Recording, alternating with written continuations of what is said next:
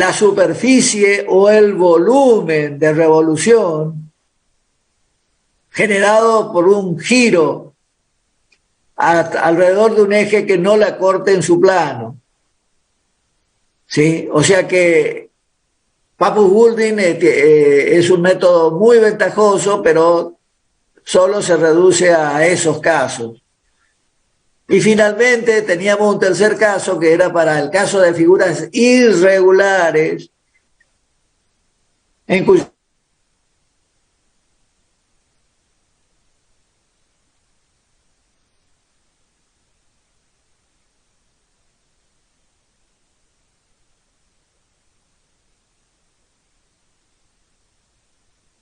encontrar el área por integrales, ¿sí?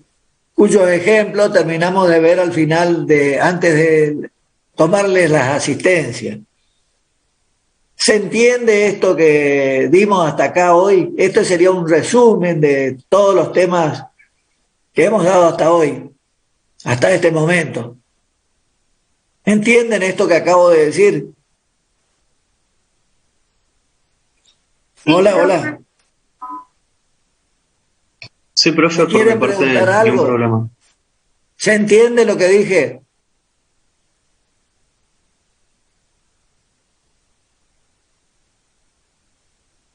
Sí, eso es lo que voy a empezar ahora, pero yo estoy hablando de lo que dije anteriormente, que es un resumen de lo que ya vimos.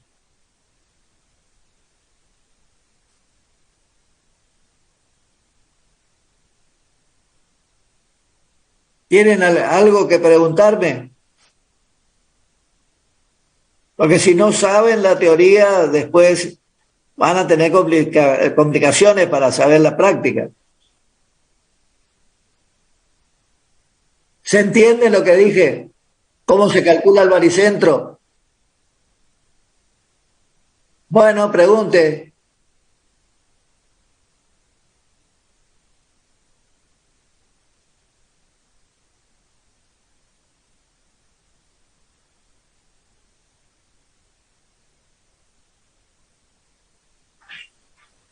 No, no es que rotaba, es cálculo de área.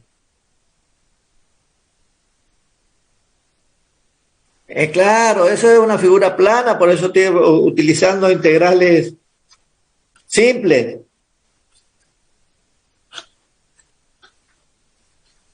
No hay rotación ahí. Cálculo de área es.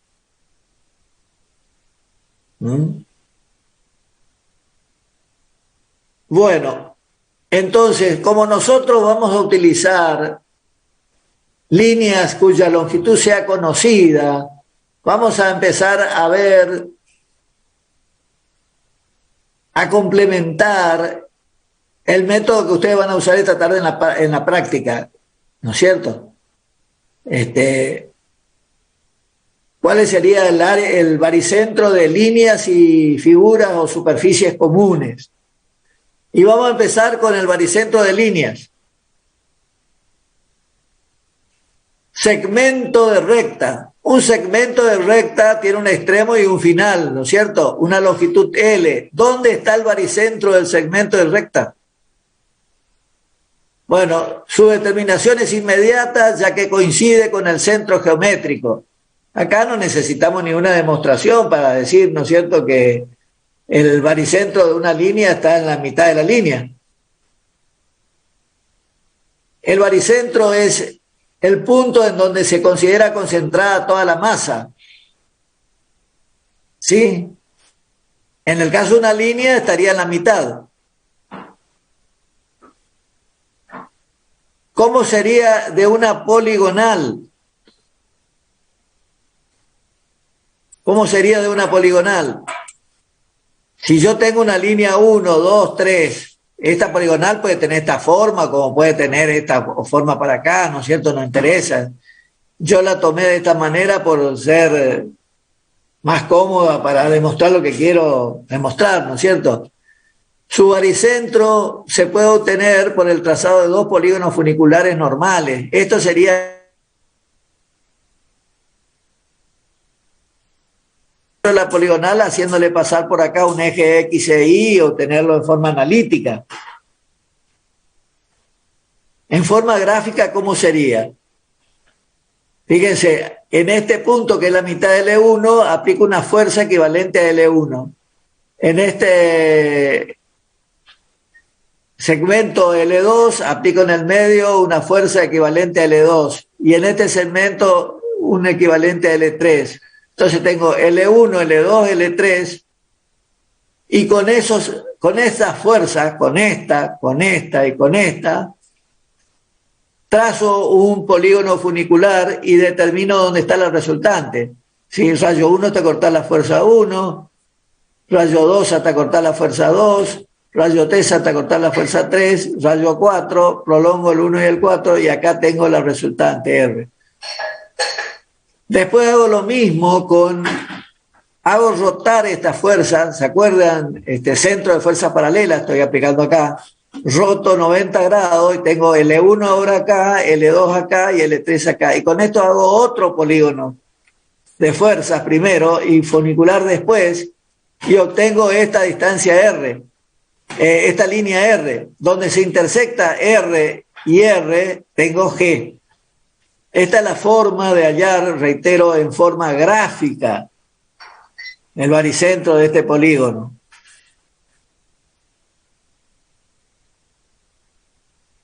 Hacer en forma analítica. Ustedes en la práctica lo van a hacer en forma analítica, por eso yo lo puse acá en forma práctica, en forma gráfica.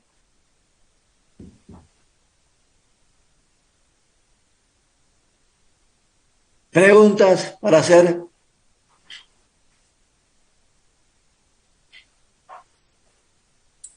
Por mi parte. No. Bueno, vamos a otra, el baricentro de perímetro de figura. Si yo considero una circunferencia, o sea, todo esto, ¿dónde está el baricentro de esto? Bueno, el baricentro de esto o está en coincidencia con el centro geométrico, o sea, coincide con el centro de la circunferencia. El baricentro del perímetro de una circunferencia está en el centro. Ahora, si yo considero un cuadrado, un rectángulo, un paralelogramo, ¿dónde está el baricentro? Si considero el perímetro, que es el contorno, está en la intersección de las diagonales o en la intersección de las mediatrices. ¿Se entiende esto? Estoy hablando de perímetro de figura, de líneas.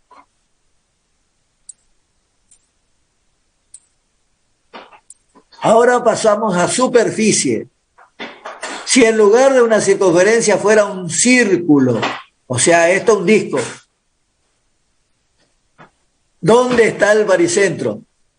En el mismo lugar, en el centro geométrico del círculo ahora. ¿Sí? Y si ahora tomo un cuadrado, un rectángulo, un paralelogramo, pero no el contorno, sino la superficie, también el baricentro está en el mismo lugar en la intersección de las diagonales o en la intersección de las mediatrices. No cambia.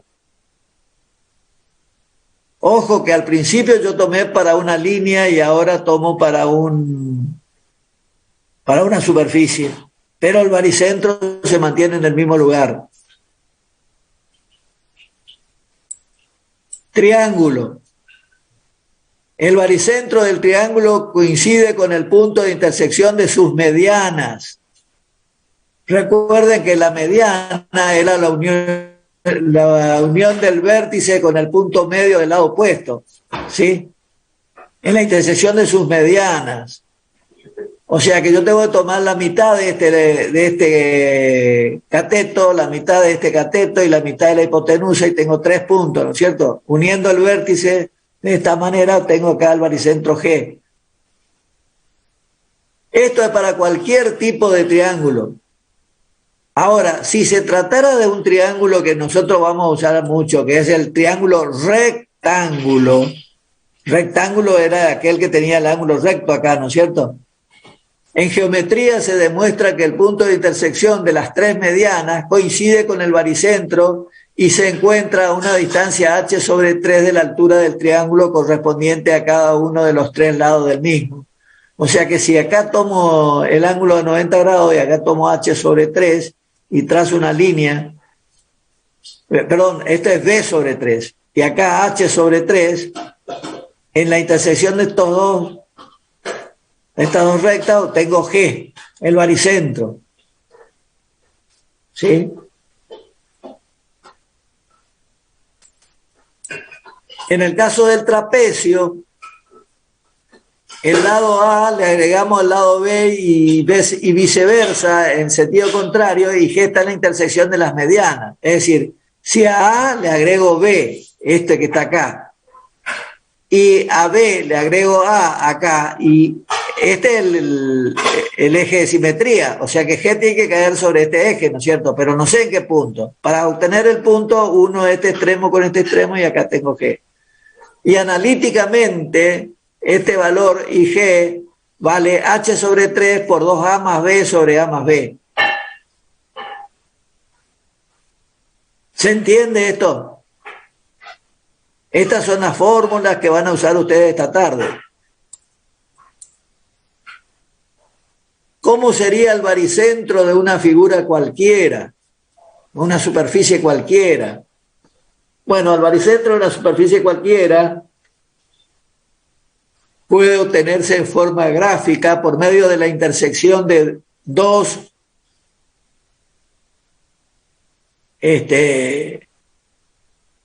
polígonos funiculares, ¿sí? Entonces se descompone la superficie dada en superficies parciales, de las que determinamos en forma aproximada su baricentro correspondiente.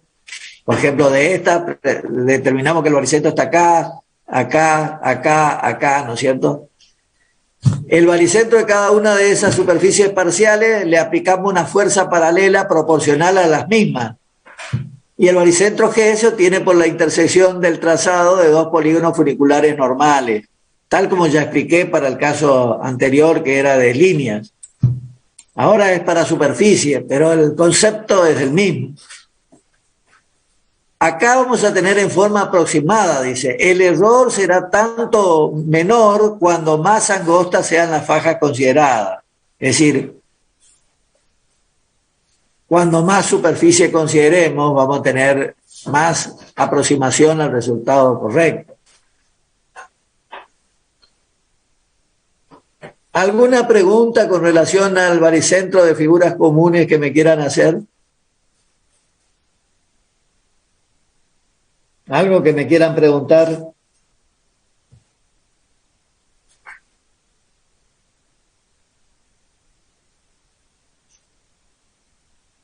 ¿No hay preguntas? Hola. Por mi parte, todo claro, profesor. Profe, yo no tengo ninguna duda. Bueno, espero que esta tarde, esto en la práctica es muy interesante, muy linda y muy sencilla también. Bueno, el estudio que sigue es el momento estático de superficie. Este concepto que voy a dar ahora, yo lo voy a necesitar para la clase que viene para dar momento de inercia. Pero antes de dar momento de inercia necesitamos estudiar el momento estático de superficie. Dice, se llama momento estático o de primer orden de una superficie plana respecto a un eje del mismo plano al producto del valor de la figura considerada por la distancia de su baricentro al eje dado.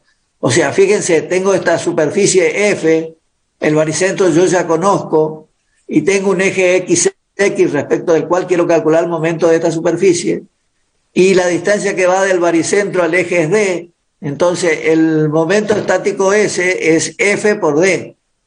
¿Y en qué unidades se mide? En centímetro cúbico, porque F es superficie, se mide en centímetro cuadrado, y D es distancia, se mide en centímetros. Entonces, ¿cuánto vale el momento estático de una superficie respecto de un eje? F por D. ¿Y en qué unidades se mide? En centímetros cúbicos. ¿Estamos de acuerdo con esto? Sí, profe. Bueno, ¿cuánto vale el momento estático con respecto a los ejes baricéntricos? ¿Cuánto valdría el momento estático si con respecto a ejes a X si X pasa por G? Cero. Nulo. Sí, el momento estático con respecto a los ejes baricéntricos de una superficie son siempre nulos por ser nula el factor distancia. Momento estático de un eje con respecto a un eje de una superficie cualquiera. Bueno, esto es lo que se llama caso general. Si queremos calcular el momento estático de una superficie F con respecto a un eje XX, con respecto al cual queremos determinar el momento estático, entonces, ¿cómo procederemos? Si esta fuese una superficie cualquiera, F, tomamos un eje X e Y y consideramos una superficie elemental diferencial de F. El extremo de esta superficie F será I1, el extremo inferior, y el extremo superior será I2. Entonces, ¿cuánto va a valer el momento estático con respecto a este eje XX? Ese XX va a valer la integral entre I1 y I2 de I por diferencial de F. ¿Está claro? Porque yo tengo acá el área elemental y yo necesito tomar el área total, por eso estoy tomando la integral entre los extremos de la superficie. Estoy aplicando lo aprendido en análisis matemático.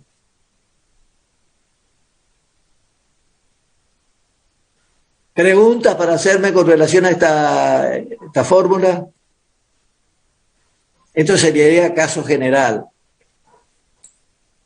Y finalmente, el cálculo gráfico del momento estático este que vemos acá. ¿Cómo sería la forma general en forma gráfica? Entonces, recibe el nombre de método de Kuhlmann. Consideremos, dice, una superficie irregular cualquiera para la cual debemos determinar su momento estático respecto de un eje XX. Dividimos la figura en fajas elementales y paralelas. Si las representamos a cada una de ellas mediante vectores cuyo módulo de intensidad sea el valor de la superficie parcial que le corresponde, y deberá pasar por el baricentro de ese, o sea, fíjense, esta superficie, vamos a suponer que el baricentro está acá y que esta F1 representa toda esta área.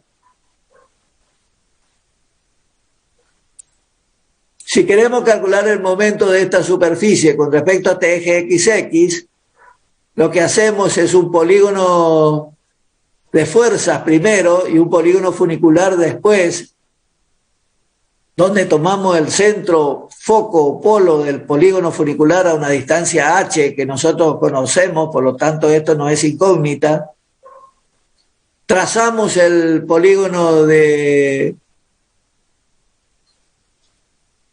fuerzas y me queda definido acá el segmento MN. ¿Qué es este segmento MN? El momento estático de esta superficie con respecto a este eje en forma gráfica. Significa que esta distancia que está acá, ¿qué es? Es el momento estático de F1. Esta distancia que está acá, ¿qué es? El momento estático de F2. Esta distancia de acá a acá, ¿qué me representa? El momento estático de F3 y así sucesivamente. Por lo tanto, este segmento total es el momento estático en forma gráfica. O sea que el momento estático de una superficie puede ser un número o puede ser una distancia, un segmento. Y esto lo vemos acá,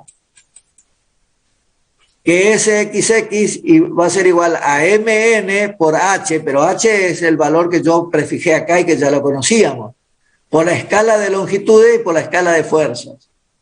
Porque este segmento tiene que reducirse a un número, ¿no es cierto? Entonces, este segmento multiplicado por H y por las escalas me da el número del momento estático de esa superficie. ¿Preguntas que quieran hacerme?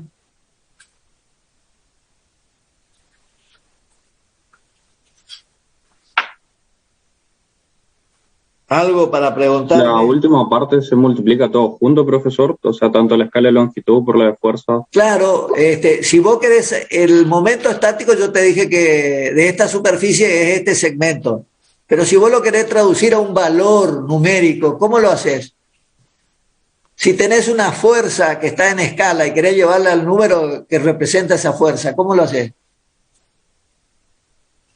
Multiplicás, ¿no es cierto?, la distancia de la fuerza por la escala y ahí te da un número. Bueno, acá estamos haciendo eso. Porque acá el resultado que yo tengo es gráfico y acá el resultado que yo tengo es numérico. Entiendo.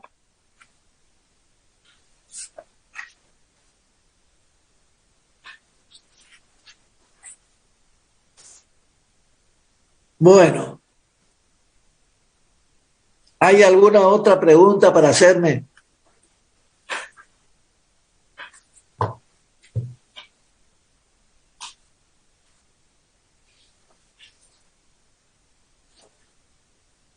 ¿Hay alguna pregunta para hacerme?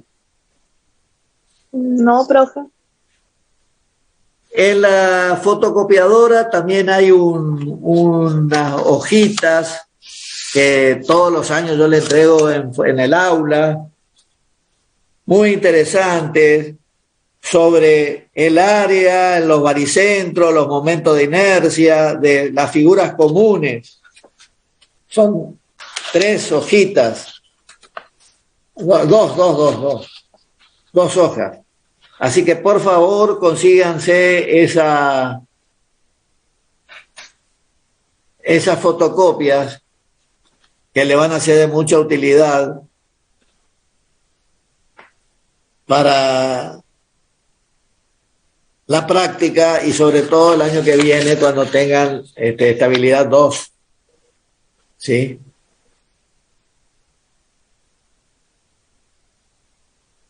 Bueno, ¿alguna consulta más, pregunta para hacer? Yo acá estoy teniendo las tablitas, es esta la tablita que me estoy refiriendo, ¿no es cierto?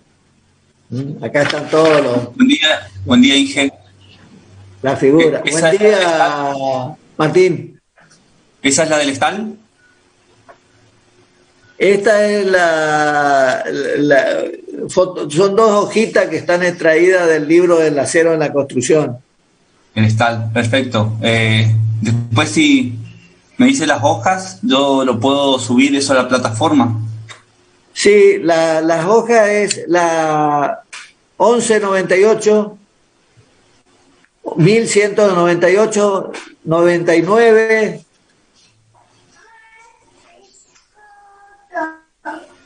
1200, 1201, 1202, 1203, 4 y 5. Pero están en la fotocopiadora, Martín, esto, ¿eh? Sí, pero no es problema eso, Inge. Le consulto respecto al apunte.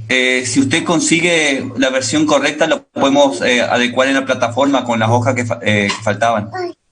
Una hojita nomás faltó, la hojita número 2 o 3. No, la número 2 dije bien. Esa es la única hojita que por ahora vi que faltaba. Pero no importa, la expliqué los contenidos de la hoja en forma verbal nomás. En la plataforma falta también la hoja número 2. Por supuesto, debe faltar.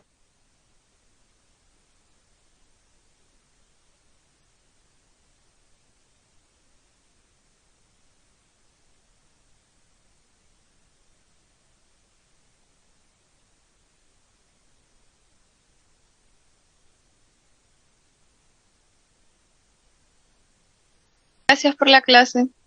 Bueno, perfecto, a ustedes.